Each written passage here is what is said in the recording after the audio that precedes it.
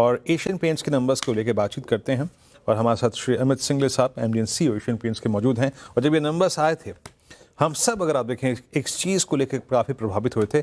इनके Q4 decorative volumes 12.4% अगर आप देखें तो ग्रो हुए। मेरे ख्याल से काफ़ी समय बाद ये इतने स्ट्रॉन्ग रहे नंबर।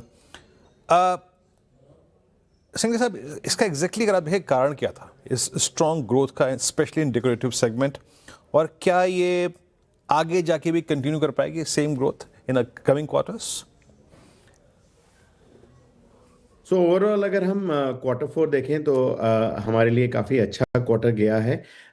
ओवरऑल 11% के लगभग का वैल्यू ग्रोथ रहा है, अबाउट 12.7% का ओवरऑल वॉल्यूम ग्रोथ रहा। और सबसे अच्छी बात ये रही कि इसमें हमारे जो ओवरऑल मार्जिन्स हैं, PBDIT मार्जिन्स कंसोलिडेटेड लेवल पे 19.4% से जो 210 basis points year on year quarter के ऊपर ज़्यादा थे।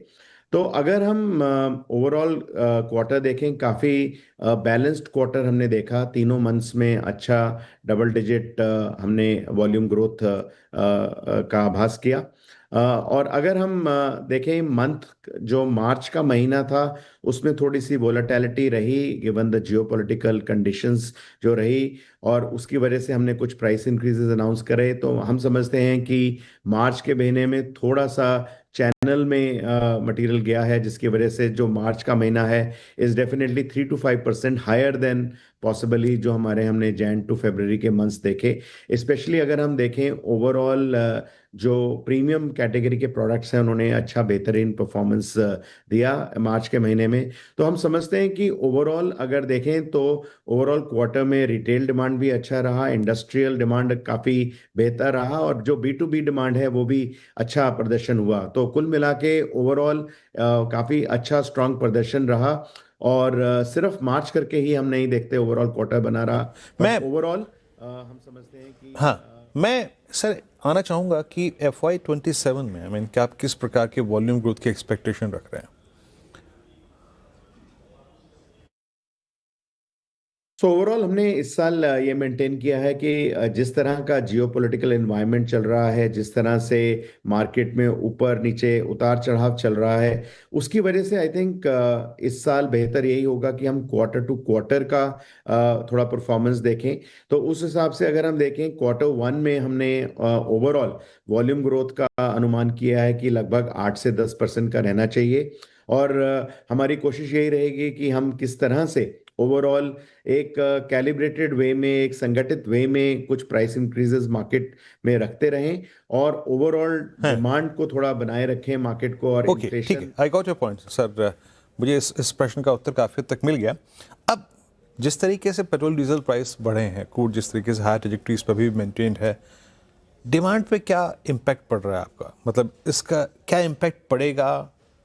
आपको कुछ प्राइस हाइक लेने भी पड़ेंगे कि अपने मार्जिन्स को प्रोटेक्ट करने के लिए, और मार्जिन्स का आउटलुक क्या है आपका? सो ओवरऑल हमने अभी तक लगभग 10.6% का प्राइस हाइक लिया है। एक प्राइस हाइक हमने और 2 to 4% का अभी हाल ही में अनाउंस किया। तो ओवरऑल हम समझते हैं कि हम कुछ पार्ट जो इन्फ्लेशन का है वो कुछ ऑब्जॉर्ब कर रहे हैं, कुछ संगठित वे में हम प्राइस हाइक मार्केट में रख रहे हैं ताकि हम थोड़ा ओवरऑल डिमांड को बैलेंस कर सकें और अपने मार्जिन्स को भी बैलेंस कर सकें। इसी को लेके हम ओवरऑल हमारी कोशिश यही है कि ओवरऑल हम थोड़ा प्रीमियमाइजेशन की तरफ अपना ध्यान आधारित करें, ओवरऑल इनोवेशन रखें मार्केट में, जो कॉस्ट का फ्रेमवर्क है उसको एक संगठित वे में लेके जाएं ताकि ओवरऑल हम जो ग्रोथ को बैलेंस कर सकें और अपने मार्जिन्स को भी अपने साथ रख सकें। उसके साथ साथ कंज्यूमर की डिमांड को बढ़ाने के लिए किस तरह से कंज्यूमर को आकर्षित किया जा सकता है, किस तरह से हम उसको आगे लेके जा सकते हैं, वही हमारी कोशिश है। क्योंकि हम समझते हैं कि जहां तक कि रीपेंटिंग सेगमेंट है, ओवरऑल एक लेबर का कंपोनेंट भी रहता है। तो जो ओवरऑल मटेरियल का कंपोनेंट है वो लगभग 40% है, लेबर का 60% है।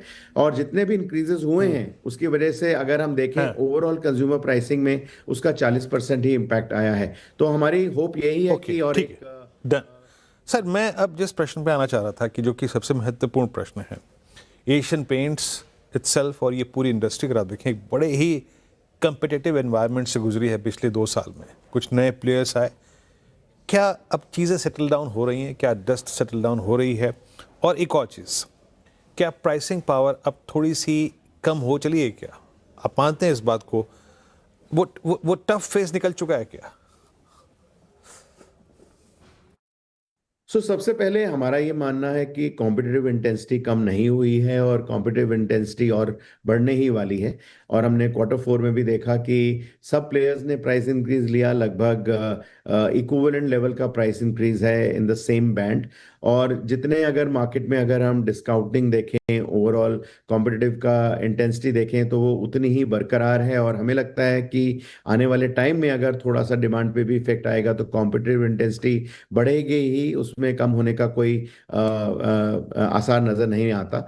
सेकंड चीज हम ये देख रहे हैं कि ओवरऑल जब ऐसा आज सप्लाई चेन्स पे प्रेशर आता है, प्राइस इन्फ्लेशन होता है, तो कुल मिला के कुछ जो अनऑर्गेनाइज सेक्टर है उसके ऊपर डेफिनेटली कुछ असर आता है। तो उस हिसाब से अगर देखें तो सब कंपनीज को उसका डेफिनेटली थोड़ा बहुत बेनिफिट मिलेगा आने वाले टाइम में। किंतु अगर आप लार्जर लेवल पे देखें तो हम समझते हैं कि ओवरऑल कॉम्पिटिटिव इंटेंसिटी बनी रहेगी। और हमारी कोशिश यही है कि हम किस तरह से ब्रांड को आगे बढ़ाएं, किस तरह से हम ओवरऑल एक बैलेंस्ड वे में मार्केट में बढ़ते रहें।